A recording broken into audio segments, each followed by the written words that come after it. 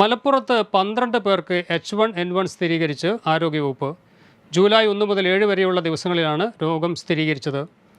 ഈ വർഷം ജില്ലയിൽ ഇതുവരെ 30 കേസുകൾ സ്ഥിരീകരിച്ചിട്ടുണ്ട്. വഴിക്കടവ് സ്വദേശിക്കാണ് അവസാനം രോഗം സ്ഥിരീകരിച്ചത്. കൂടുതൽ പേർക്ക് H1N1 രോഗസാധ്യതയുണ്ടെന്ന് ആരോഗ്യവകുപ്പ് മുന്നറിയിപ്പ് നൽകി. സംസ്ഥാനത്ത് ഡെങ്കിപ്പനി, എലിപ്പനി, കോളറ, മഞ്ഞപ്പിത്തം, H1N1, വെസ്റ്റ് നൈൽ തുടങ്ങിയവ വ്യാപകമായി പടർന്നിട്ടുണ്ട്. അമീബിക് മസ്തിഷ്ക ജ്വരം ബാധിച്ചുള്ള മരണവും സംഭവിച്ചിട്ടുണ്ട്. തിരുവനന്തപുരത്താണ് കോളറ സ്ഥിരീകരിച്ചത്. നെയ്യാറ്റിൻകരയിലെ സ്വകാര്യ സ്ഥാപനത്തിലെ 8 പേരിൽ കോളറ ലക്ഷണങ്ങൾ കണ്ടെത്തിയിട്ടുമുണ്ട്. ഇതോടെ കേരളം അതീവ ജാഗ്രതയിലാണ്. അതേസമയം ആരോഗ്യവകുപ്പും ഭക്ഷ്യസുരക്ഷാ വിഭാഗവും പരിശോധന നടത്തിയിരുന്നുവെങ്കിലും കോളറ വ്യാപനത്തിൻ്റെ ഉറവിടം കണ്ടെത്താൻ സാധിച്ചിട്ടില്ല. സ്വകാര്യ സ്ഥാപനത്തിലെ 21 പേരാണ് നിലവിൽ തിരുവനന്തപുരം മെഡിക്കൽ കോളേജ് ആശുപത്രിയിൽ ചികിത്സയിലുള്ളത്. സ്ഥാപനത്തിലെ ഭിന്നശേഷിക്കാരനായ യുവാവ് അനു മരിച്ചത് കോളറ ബാധിച്ചാണെന്നാണ് ആരോഗ്യവകുപ്പിൻ്റെ നിഗമനം.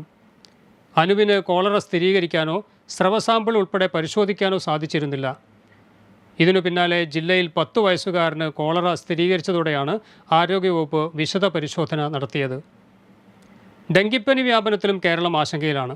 ഒരാഴ്ചക്കിടെ 8379 പേർക്കാണ് ഡെങ്കിപ്പനി ബാധിച്ചത്.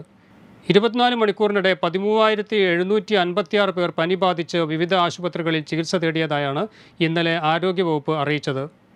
ജൂലൈ 9-ന് 225 പേർക്ക് ഡെങ്കിപ്പനി സ്ഥിരീകരിച്ചു.